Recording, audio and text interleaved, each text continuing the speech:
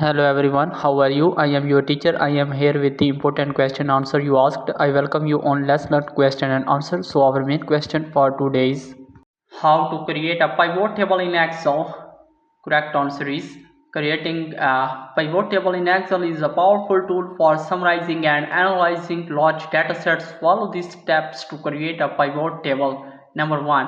Select the data set you want to work with. Number 2. Go to the Insert tab on the Excel ribbon. Number 3. Click on Pivot Table in the Tables group. Number 4. In the Create Pivot Table dialog box, select the range of data you want to analyze. Number 5.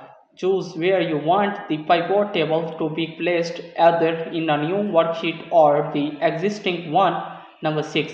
Click OK to create the pivot table. Number 7. Your pivot table field list will appear on the right. Drag and drop fields into the rows, columns, values, and filters areas to organize your data.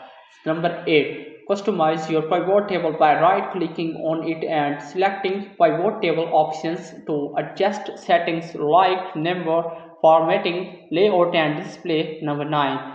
Use the pivot table analyze tab to further manipulate your data, add calculated fields, create charts, and apply filters to focus on specific information. Number 10. Refresh your pivot table whenever the source data is updated by right-clicking on the pivot table and selecting refresh.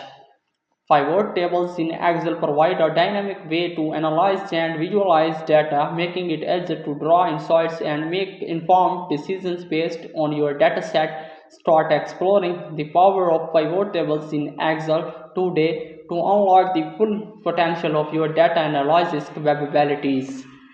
So that was our question and answer. If you have any other question, just leave a comment. Thanks for watching the video. For more helpful, subscribe my channel Learn Question and Answer so that helpful videos will reach you soon. Bye bye.